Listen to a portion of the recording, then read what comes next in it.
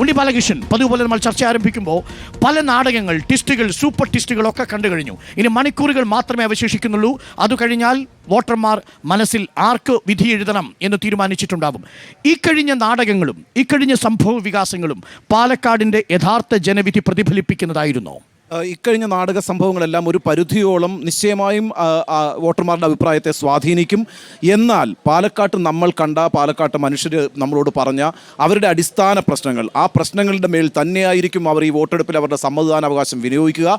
നമ്മൾ ഈ പറയുന്ന ട്രോളി വിവാദമാണെങ്കിലും, സന്ദീപ് വാര്യർ ഇഷ്യൂ ആണെങ്കിലും, സ്പിരിറ്റ് പിടികൂടിയതാണെങ്കിലും, കത്ത് പുറത്തായതാണെങ്കിലും അതെല്ലാം തന്നെ രാഷ്ട്രീയ വിവാദങ്ങളാണ്. ഒരു സംശയവും വേണ്ട. ഒരു തെരഞ്ഞെടുപ്പിൽ അതിനൊക്കെ സ്വാധീനിക്കാനും കഴിയും.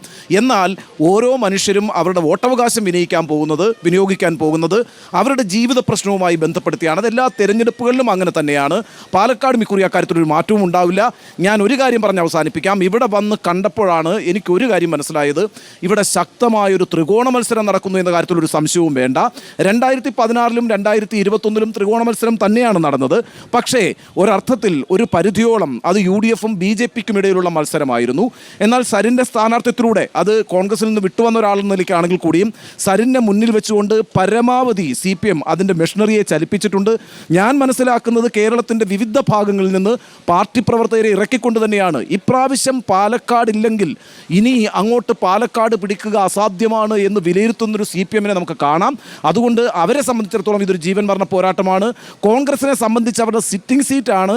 ഈ സിറ്റിംഗ് സീറ്റ് നഷ്ടപ്പെടുക എന്ന് പറഞ്ഞാൽ 2026 നടക്കാനിരിക്കുന്ന നിയമസഭാ തെരഞ്ഞെടുപ്പിൽ അതൊരു വലിയ വെല്ലുവിളിയായി തീരും. BJPയെ സംബന്ധിച്ചിടത്തോളം BJP ഇക്കുറി മണ്ഡലം പിടിച്ചില്ല എങ്കിൽ അവരെ സംബന്ധിച്ചും 2026 വലിയ പ്രതിസന്ധിയാണ്. അതുകൊണ്ട് 3 മുന്നണികൾക്കും 3 പാർട്ടികൾക്കും അങ്ങേയറ്റം പ്രാധാന്യമുള്ളൊരു തെരഞ്ഞെടുപ്പ് തന്നെയാണ് ഈ നടക്കുന്നത്. പക്ഷേ താങ്കൾ ചോദിച്ചതുപോലെ പാലക്കാട്ടെ ജനങ്ങൾ അവരുടെ മനസ്സിൽ വിധി എഴുതി കഴിഞ്ഞു എന്ന് ഞാൻ വിചാരിക്കുന്നു.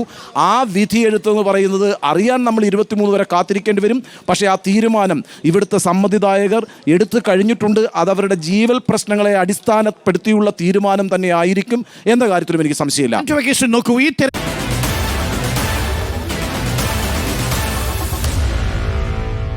Meet the editors.